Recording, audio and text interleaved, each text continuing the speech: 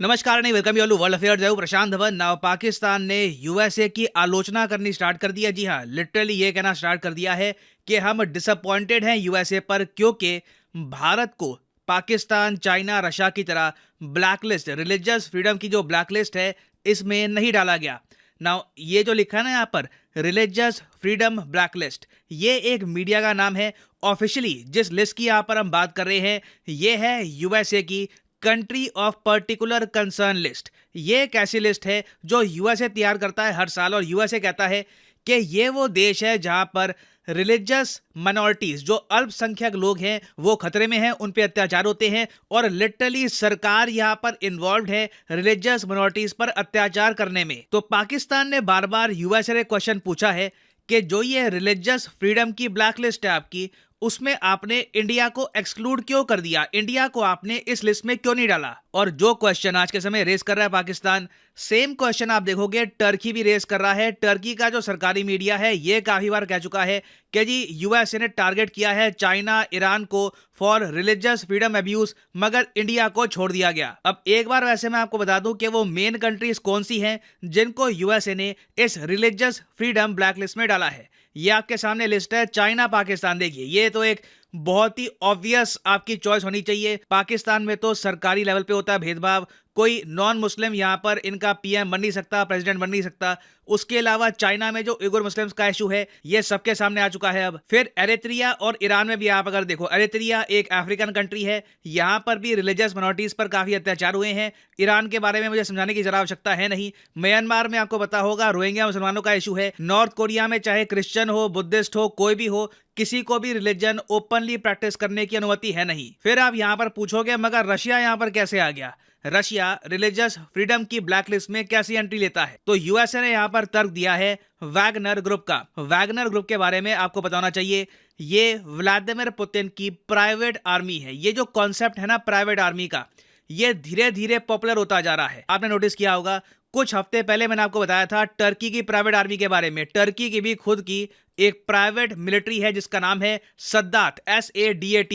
कुछ reports recently ये भी आई थी कि पाकिस्तान चाहता है कि सद्दात पाकिस्तान ऑक्यूपाइड कश्मीर में हो जाए एक्टिव। उसी तरीके से रशिया में भी ना व्लादिमीर पुतिन के जो बावर्ची हैं, लिटरली इनके जो बावर्ची हैं, जो केटरिंग संभालते हैं क्रेमलिन में, उनको पुतिन ने एक ग्रुप थमा दिया है वैगनर ग्रुप के नाम से। और इस ग्रुप का काम यह है कि जहां पर रशियन मिलिट्री डायरेक्टली नहीं जा सकती, वहां पर जाता है ये ग्रुप। और इस ग्रुप पे हमने रिसेंटली देखा है, जब लोग कम पड़ गए तो पुतिन के बावर्ची ने रशिया की जेलों में से कई कैदियों को बाहर निकालकर, कई मर्डरर्स, कई रेपिस्ट, इनको बाहर निकालकर वैगनर ग्रुप का मेंबर बना दिया। और यूएसए का कहना यह है कि वैगनर ग्रुप आज के समय यूक्रेन में काफी एक्टिव है। चाहे चर्च हो, चाहे मॉस्क हो, सबको ये टारगेट कर रहा है, क्योंकि जो इनकी विचारधारा है ये यूएसए के हिसाब से काफी नाजी वाली विचारधारा है, हिटलर की विचारधारा पे चलता है ये ग्रुप। ये यूएसए का आरोप है। तो अब यहाँ पे आप समझ गए कि रशिया को भी क्यों डाला है। फिर सऊदी अरेबिया, आपको पता होगा वहां पर रिलीजियस माइनॉरिटीज को फ्रीडम है नहीं। उसके अलावा तजिकिस्तान, तुर्कमेनिस्तान, 2 सेंट्रल एशियाई देश, इनको भी ऐड किया गया है इस लिस्ट में। अब पाकिस्तान को कष्ट इस बात को लेकर हो रहा है क्योंकि यूएस ने पहली बात तो इंडिया को ऐड नहीं किया इस ब्लैकलिस्ट में। उसके बाद जब मीडिया ने यूएस गवर्नमेंट से पूछा कि आपने इंडिया को इस लिस्ट में ऐड क्यों नहीं किया, इवन दो, देखो यूएसए में सिस्टम क्या है कि पहले इनकी कमेटी, ठीक है, कमेटी का नाम है USCIRF। USCIRF एक लिस्ट देती है बाइडेन सरकार को कि ये देश है हमारे हिसाब से जहां पर रिलीजियस माइनॉरिटीज पर अत्याचार हो रहे हैं। ये जो लिस्ट है ना इनिशियली जो दी गई थी, वहां पर इंडिया का भी नाम शामिल था, मगर बाइडेन ने इंडिया का नाम फाइनल लिस्ट से हटा दिया। तो पाकिस्तान यहां पर इसी बात को लेकर कंप्लेन कर रहा है कि इंडिया को आपने यहां पर छोड़ क्यों दिया। और उसके बाद यूएस ने डिफेंड भी किया है अपने निर्णय को, यह कहकर कि देखो इंडिया एक ऐसा देश है जहां पर विभिन्न रिलीजन के लोग रहते हैं, बड़ी आबादी में रहते हैं। उनकी आबादी एक्चुअली आप देखोगे साल दर साल बढ़ती जा रही है, तो एक ह्यूमंगस डेमोक्रेसी है। इंडिया डिजर्व नहीं करता इन कंट्रीज की लिस्ट में आना। और बाकी बात भी सही है, आप नोटिस करोगे इनमें से कोई भी देश एक प्रॉपर डेमोक्रेसी आपको नहीं मिलेगा। कोई यहां पर ह्यूमन राइट्स, रिलीजियस फ्रीडम का जो कॉन्सेप्ट है ये प्रॉपरली फॉलो नहीं किया जाता। तो इसलिए यूएसए ने इंडिया को इस लिस्ट में नहीं डाला ना। एक बात यहां पर मैं और भी ऐड कर दूं कि यूएसए के इस निर्णय के पीछे ये भी है कि इंडिया ने ना अपनी पोजीशन यूएसए को क्लियरली बताई। देखो दुनिया में अगर आप अच्छे हो ना, काफी बार इतना इनफ नहीं होता। आपको उसके बियॉन्ड जाकर दुनिया के सामने प्रूव करना होता है कि आप अच्छे हैं, नहीं तो दुनिया काफी बार ना नाम भी खराब कर देगी आपका। इंडिया ने ऐसे ही किया था। जब यूएसए की जो कमेटी थी USCIRF, इन्होंने लिखा we are very concern about religious freedom in India. उसके बाद आपको याद होगा इंडिया ने बड़ा कड़ा जवाब दिया था। पहले तो इंडिया ने यह कहा कि जी यूएसए वोट बैंक पॉलिटिक्स खेल रहा है इंटरनेशनल रिलेशंस में। ऐसा कड़ा जवाब मुझे याद नहीं आ रहा यूएसए को चाइना रशिया के सिवाय किसी और कंट्री ने दिया हो। उसके बाद आपको याद होगा जेम ऑफ अ रिप्लाई आया था from our foreign affairs minister doctor S Jaishankar.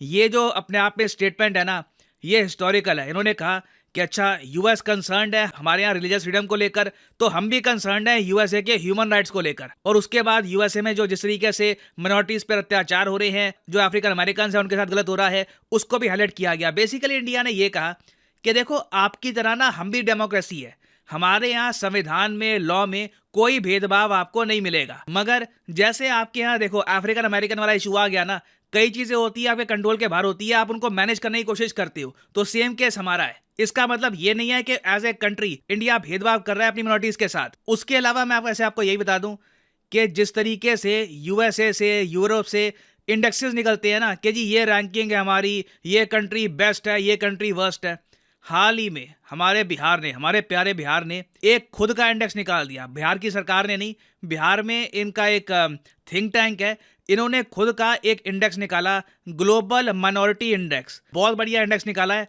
और इस इंडेक्स में इंडिया को दिखाया best country in the world for minorities. तो देखिए इंडिया की तरफ से ऐसे इंडेक्सेस भी आ रहे हैं, हमने स्टेटमेंट्स भी दिए, हमने यूएसए को कैटेगोरिकली कह दिया कि देखो ऐसा जो तुम ग्रुप बना रहे हो नॉन डेमोक्रेसीज का, वहां पे हमको डाल दोगे ना तो हम तुम पर भी क्वेश्चन उठाएंगे फिर, क्योंकि जो प्रॉब्लम हमारे साथ है तुम्हारे साथ भी है। तो कहीं ना कहीं भारत का जो स्टांस है इसने भी एक मेजर रोल निभाया है इंडिया को ब्लैकलिस्ट से दूर रखने में। और पाकिस्तान इसी बात को लेकर गुस्सा है कि इंडिया ने प्रॉपरली ये सारा इशू मैनेज कैसे कर लिया। मगर पाकिस्तान के गुस्सा होने से कुछ होने नहीं वाला। इंडिया इस लिस्ट से बाहर है, मगर Pakistan is in the black list of religious freedom violation. और फाइनली यहाँ पर मैं ये भी ऐड कर दूं कि आप किसी भी एग्जाम की तैयारी कर रहे हैं, चाहे SSC, UPSC, bank, any examination, comment section में जाइए, यहाँ पे आपको मिलेगी list. For example let's say आप प्रिपेयर कर रहे हैं फॉर यूपीएससी, क्लिक करिए यूपीएससी के लिंक पर और यहाँ पे आप परचेज कर पाएंगे अनअकैडमी का यूपीएससी कोर्स। सिंपली यहाँ पे आपको क्लिक करना है प्लस पर और यहाँ पे जो भी प्राइसेस लिखे हैं ये पे करने की जरूरत नहीं है। सिंपली यहाँ पे आपको कोड यूज करना है PD10 और अपने आप प्राइसेस गिरना यहाँ पर स्टार्ट हो जाएंगे। You will be able to save a lot of money, so use the code PD10 and start saving money. So इसी नोट के साथ ये है वीडियो का अंत। Thank you for listening and as always God bless you all.